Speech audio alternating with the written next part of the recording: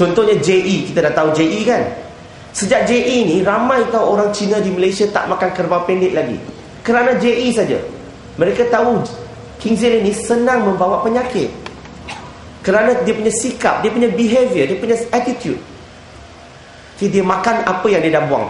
Artinya dia makan apa. Kalau dia berak, dia makan balik apa yang dia berak. Kalau dia kencing, dia boleh minum balik apa yang dia kencing. Kalau macam ni, mudah kena penyakit. Itu sebabnya. Mungkin itu sebabnya Allah melarang kita daripada makan. Itu secara ringkasnya. Itu cara kita jawab. Kalau kita mula-mula jawab kerana dia ada kuman. Kalau dia cakap kalau fagositis dapat ciptakan sejenis ubas yang boleh bunuh kuman-kuman itu, apa kita dah jawab pula? Sebab tu yang penting bila kita jawab, cakap kerana ini adalah perintah Allah SWT. Clear? Boleh? Okey. Mana satu lagi? Lelaki kahwin 4, wanita kahwin 1.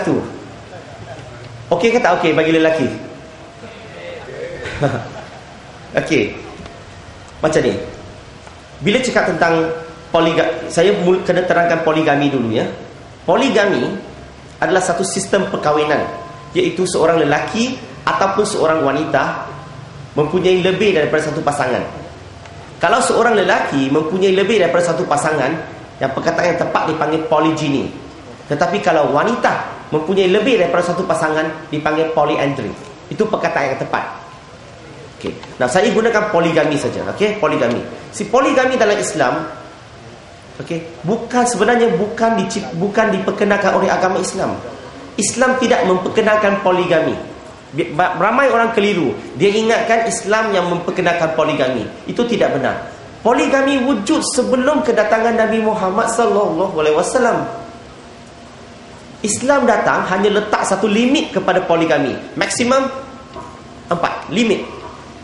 Dan poligami ni bukan wajib, dibenarkan. Dan poligami ini sebenarnya kalau kita faham, ia adalah satu jalan keluar. Satu jalan keluar untuk menyelesaikan masalah manusia, masalah kita. Saya bagi beberapa contoh. Contoh yang pertama, hari ini kalau kita lihat, wanita lebih banyak daripada lelaki. Kalau kita kaji di satu dunia, selain daripada negara India, satu dunia, kebanyakan negara, wanita lebih daripada lelaki. Bayangkan kalau semua lelaki kahwin 1, masih ramai lagi wanita tak akan jumpa suami. Betul ke tak betul? So ini adalah satu jalan keluar untuk wanita yang tak dapat jumpa suami. Jadi isteri yang kedua, ketiga ataupun keempat. Masa tak mengizinkan saya tak bagi banyak contoh. Ini satu contoh, jalan keluar. Contoh yang kedua, kalau seorang lelaki itu mempunyai seorang isteri, dan isteri itu tiba-tiba kena accident, lumpuh, paralyzed, dan lelaki itu masih muda lagi. So macam mana nak selesai? Lelaki ni ada tak keperluan? Ada ke tak ada? Ada keperluan. Nah sekarang, kalau ada keperluan, macam mana nak selesai? Isteri ni lumpuh. Kalau ikut sistem yang kita ada, kalau kita nak kahwin satu lagi, kita terpaksa ceraikan isteri ini. Betul ke tak betul? Tanya orang bukan Islam. Kalau isteri dia melumpuh, kalau dia ada keperluan, apa dia buat? Kalau dia nak anak, apa dia buat? Dia perlu ceraikan isteri ini dulu, kahwin satu lagi perempuan. Kejam ke tak kejam? Kejam. Tetapi Islam bagi kita satu jalan keluar. Kita boleh kekalkan isteri ini, jaga isteri yang pertama ini, sampai tu kita boleh kahwin satu lagi untuk jaga kita dan juga jaga isteri yang pertama. Jalan keluar. Baik ke tak baik? Baik. Itulah Islam. Kalau seorang lelaki dan isteri, kalau seorang lelaki dan isterinya, suami isteri, dah kahwin 10 tahun, tak ada anak, dan lelaki ni sangat idamkan nak ada anak sendiri. So apa dia buat? Islam bagi satu jalan keluar. You boleh kahwin satu lagi, kahwin 2 lagi. Kalau agama lain macam mana? Mereka tak boleh. Mereka kalau you nak anak, you sama ada ambil anak angkat ataupun ceraikan isteri ni, kahwin satu lagi. Sekali lagi, Islam bagi satu jalan keluar. Poligami ni adalah jalan keluar. Nah, kenapa? Soalan sekarang, kenapa lelaki boleh kahwin 4, wanita tak boleh? Kalau kita lihat ya, perkara ini banyak diperbincangkan di barat, di Amerika dan di barat. Mereka ni sentiasa nak buat lelaki dan wanita ni sama. Lelaki dan wanita ni adil. Lelaki boleh buat, wanita pun boleh buat. Boleh ke tak boleh? Tak boleh. Allah SWT ciptakan lelaki dan wanita adil, tetapi tak sama. Kalau kita tengok secara fizikal mereka, lelaki dan wanita, sama ke tak sama? Tak sama. Lelaki mempunyai tanggungjawab yang berbeza, wanita yang mempunyai tanggungjawab yang berbeza. Lelaki dan wanita dicipta bukan untuk bersaing satu sama lain. Tidak.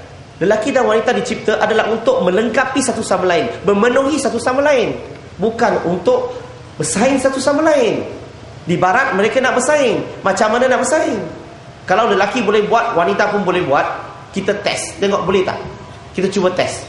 Bayangkan keluarga ini, seorang lelaki dan wanita nak ada anak. Satu hari, satu perompak masuk ke rumah, nak curi barang, sambil tu nak buat perkara yang tak baik terhadap isterinya dan anak perempuannya.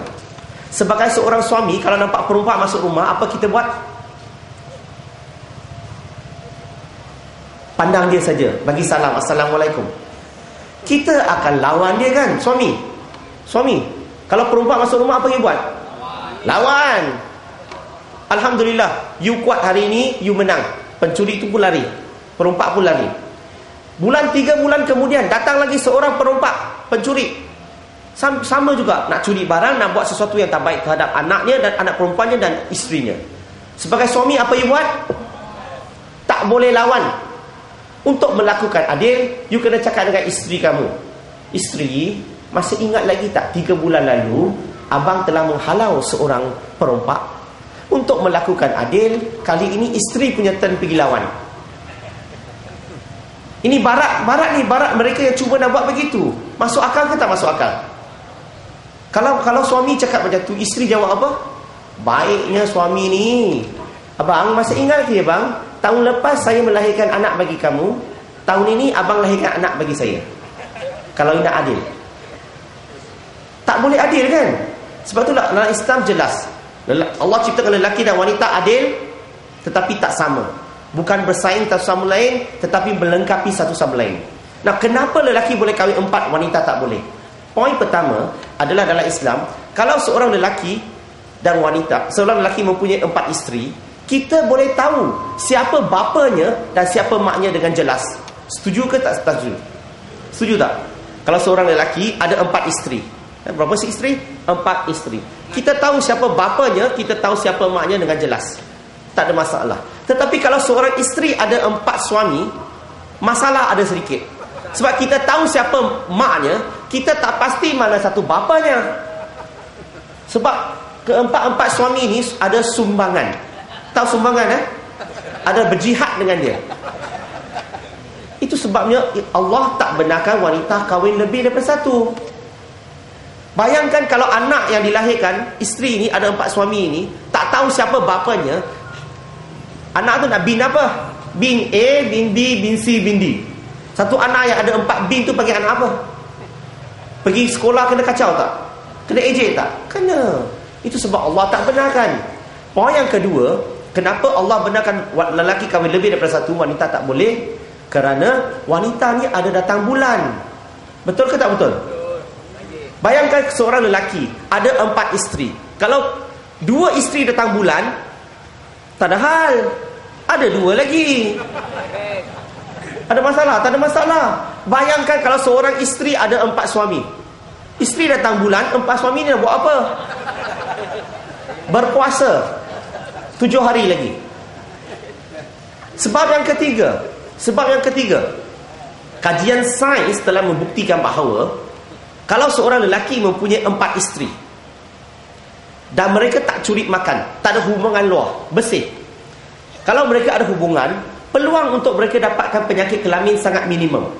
Tetapi kalau seorang wanita, seorang isteri mempunyai 4 suami, kerana isteri ini mempunyai lebih daripada 1 sexual pasangan, okey, peluang untuk wanita ni dapat penyakit kelamin sangat-sangat tinggi, sangat-sangat besar. Dan peluang juga untuk hantar balik penyakit kelamin ni kepada suaminya pun sangat-sangat besar. Itu sebab Allah tak benarkan wanita kahwin lebih daripada 1. Apa lagi? Ada orang cakap